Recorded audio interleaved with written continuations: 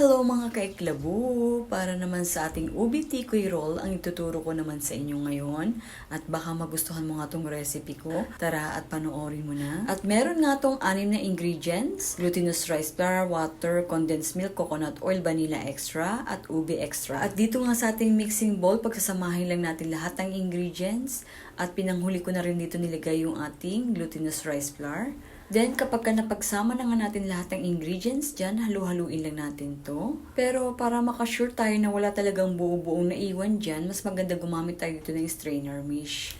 Bali, 2 beses ko nga pala sinala yung ating mixture dito para makasure lang tayo talaga na super smooth yan. Ang ganda ng kulay niya, di ba?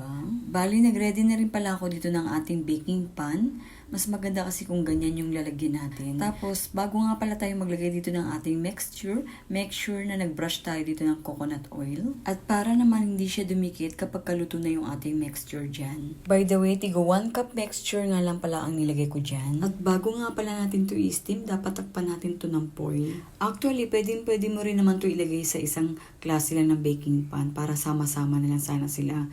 Kaso kasi ayoko kasi magputol-putol pa ng size. Gusto ko kasi pantay-pantay. Kaya naisipan ko gumamit ako ng baking pan na ang size is 3x6. Bali, in-steam ko nga lang pala to ng mga 12 minutes kasi medyo manipis naman yung pagkalagay natin ng mixture dito. At dahil medyo malagkit nga yung ating tikoy dito, nag-brush din ako dito ng kahit konting coconut oil. At bago nga natin tanggalin yung ating tikoy dyan, make sure na gumamit kayo ng spatula para dun sa mga gilid-gilid.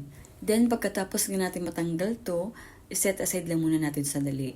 Tapos, i-ready naman natin yung ating peeling dito. Meron nga tayong gagamitin dito na coconut at saka peanut butter. So, bahala na kayo mamili ko ng brand ng peanut butter ang gusto nyong gamitin. Actually, pwede rin naman ninyong hindi lagyan to ng coconut. Optional lang naman yan kung gusto nyo lang din. At kapag ka nailagay na natin yung ating coconut dito, ay halu-haluin lang natin to. Bali, nilagay ko nga pala to sa ating piping bag na plastic. At mas maganda talaga kapag ka nalagay siya sa piping bag kasi mas control natin yung paglagay ng peeling dito. At ito nga yung ating first batch na tikoy. Medyo makakapal nga to kaya sabi ko, okay. Hatiin ko na lang kaya to sa 3. Pero nag-iba yung inisip ko kasi na baka hindi siya magkasya. Kaya nag-try lang muna ako dito. At kung medyo makapal yung pagkagawa ninyo, pwede naman kayo gumamit dito ng rolling pin. Palaparin lang natin yung ating tikoy.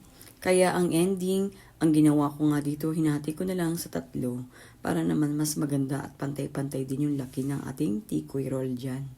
Kapag ka nalagay na natin yung ating peeling dyan, takpan lang natin siya, i-press lang natin yung magkabilaan dulo ng ating tikoy roll para naman magsarado yan.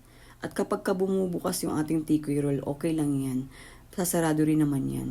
At dahil nga okay na nga yung ating tikoy roll dito, ay ang next naman na gagawin natin dito ay i-coat naman natin siya sa roasted peanut.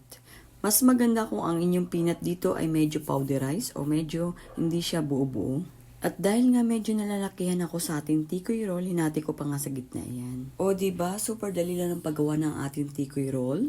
Kaya ano pang inaantay mo? Try mo na rin. At sana po nagustuhan niyo ang aking recipe ngayon. Salamat po sa panonood, sa uulitin. At ito na nga yung ating ubi tikoy roll. Yum yum.